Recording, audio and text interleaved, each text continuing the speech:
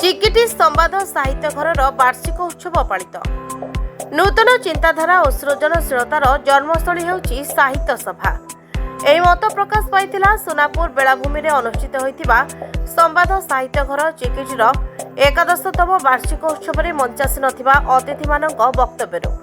अनुष्ठान सभापति श्री दुर्गा प्रसाद महाराणा सभापतित्व अनुष्ठित होई जाइछि चिकिटी संवाद साहित्य घर समावर्तन दिवस। मुख्य अतिथि भाव में मंचासीन थिले स्थानीय विधायक श्रीजुक्त मनोरंजन दान सामंतरा, सम्मानित अतिथि रूपे समदृष्टि पत्रिकार संपादक श्री विघ्नेश्वर साहू, आभा पत्रिकार संपादिका श्रीमती गौरप्रिया दास, ब्रह्मपुर साहित्य परिषदर सभापति कवि सुशांत दास एवं अध्यापक त्रिलोचन दास। उक्त सभारे प्रारंभिक संगीत गान करथिले संगीता महांती। प्रतिवर्ष परि स्वाधीनता संग्रामी दिवाकर पट्टनायक स्मृति सम्मान सामाजिक अनुष्ठान गोपबंधु सेवा समिति चिकिटी को प्रदान करा जायतिला। सेपरि साहित्यिक इंजीनियर उमेश चरण पाढ़ी स्मृति सम्मान कवि श्री त्रिपति प्रधान पाइथिले। उक्त सभारे अतिथि परिचय प्रदान करथिले अध्यापक डॉक्टर अशोक कुमार पंडा। सभा परिचालन करथिले सभापति श्री महाराणा, संपादक एवं धन्यवाद अर्पण करथिले अनुष्ठान संयोजक श्री विभुधेन्द्र पाढ़ी। डॉक्टर संजय कुमार पंडा संपादन में प्रस्तुत संवाद साहित्य घर मुखपत्र शुभ लग्न लोकार्पण करा जायतिला। द्वितीय अधिवेशन कविता पाठोत्सव पर्व में 56 जन कवि निजर स्वरचित कविता पाठ करथिले। एही अधिवेशन में मंचासीन थिले डॉक्टर देवदत्त चौधरी, डॉक्टर मनोज कुमार भोई, डॉक्टर शुभेन्दु मेहर, श्रीमती जयश्री पट्टनायक, अध्यापक श्री प्रकाश चंद्र बेहरा एवं विजय कुमार पाढ़ी।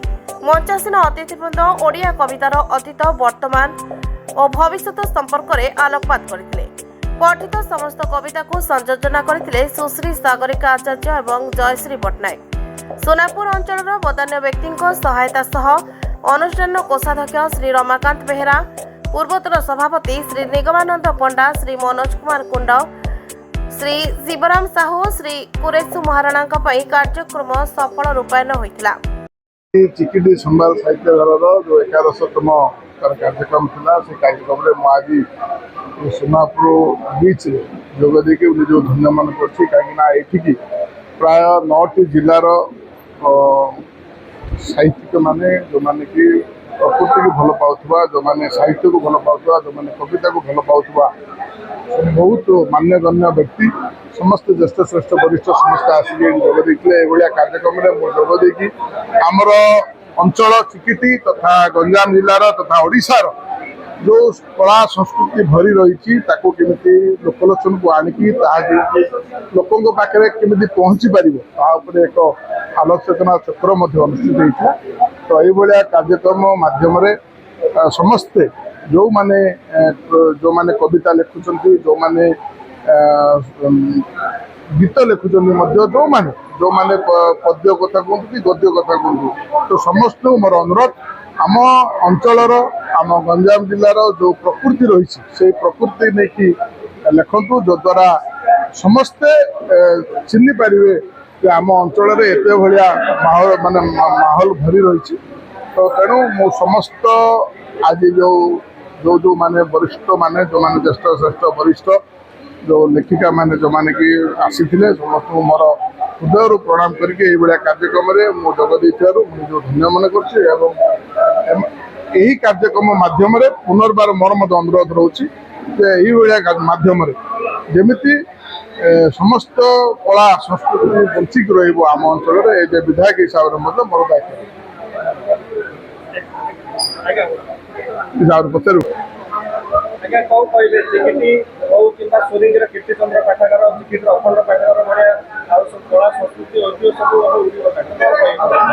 देखो जो जो अनुष्ठान रही बहुत दिन है बंद रही अनुष्ठान गुड़ा को पुनरुद्धार करने मोर प्रयास जारी रही से गुड़ा को केमी पुनरुद्धार हो पार जो पाठागार बंद हो पड़ी कर्मचारी नियुक्त हो पुनर्बार लोके केमी लाभ ने लोक केमी तार व्यवहार करें तार प्रयास चलती। चिकिटी मुझे कहूँ चिकिटी निर्वाचन मंडल कथा कहतु कि गंजाम कहतु आमर ऐतिह्य कला संस्कृति की बंचेकी रखापी तार पुनरुद्धार जड़े सुनागरिक हिसाब से जड़े निर्वाचित प्रतिनिधि ଯେ ଆମେ କେମିତି ସେଗୁଡ଼ାକୁ ପୁନରୁଦ୍ଧାର କରିକି ଯେମିତି ଲୋକଙ୍କ ପାଇଁ ଲାଗିବ। ଗୌରପ୍ରିୟା ଦାସ, ମୁଁ ଆଭା ପତ୍ରିକାର ସମ୍ପାଦିକା। କଣ କହେ ମ୍ୟାଡ଼ାମ ଆଜି ଆପଣ ସମ୍ମାନିତ ଅତିଥି ଭାବେ ସମ୍ବାଦ ସାହିତ୍ୟ ଭାବେ ଏକାଦଶ ବାର୍ଷିକ ଉତ୍ସବରେ ଯୋଗ ଦେଇଛନ୍ତି। ଏ ବାବଦରେ କଣ କହିବେ? ପ୍ରଥମତଃ ସମ୍ବାଦ ଆମ ସମସ୍ତଙ୍କର ଗୋଟେ ପ୍ରିୟ କହିବାକୁ ଗଲେ ସମ୍ବାଦପତ୍ରଟେ। ତେଣୁ ତାପରେ ବି ଏଠି ଯୋଉ ଚିକିଟିରେ ହେଉଛି ଚିକିଟିକୁ ଦେଖିବା, ତା ସହିତ ସୋନାପୁର ବେଳାଭୂମିକୁ ପାଖରୁ ଦେଖିବା, ଆଉ ଗୋଟେ ସାହିତ୍ୟ ସହିତ ଯୋଉ ପ୍ରକୃତିର ଯୋଉ ସମ୍ବନ୍ଧ ରହିଛି ସେ ସମ୍ପର୍କକୁ ମାନେ ଆଉ ଟିକେ ଅତି ନିବିଡ଼ ଭାବରେ ଦେଖିବା ପାଇଁ ମୁଁ ଏତେ ଏଇ ଯୋଉ ନିମନ୍ତ୍ରଣକୁ ମୁଁ ଆଉ ଏଡ଼େଇ ନ ପାରିକି ଆସିଥିଲି। Bureau report, Narad news Odia.